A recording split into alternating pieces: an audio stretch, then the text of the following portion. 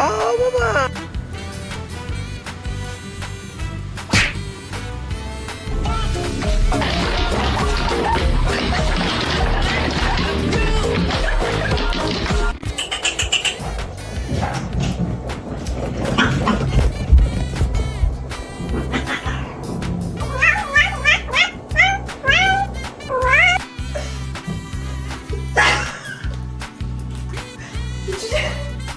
Бодя, осторожно, не кусай.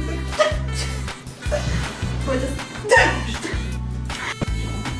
Ах ты ж!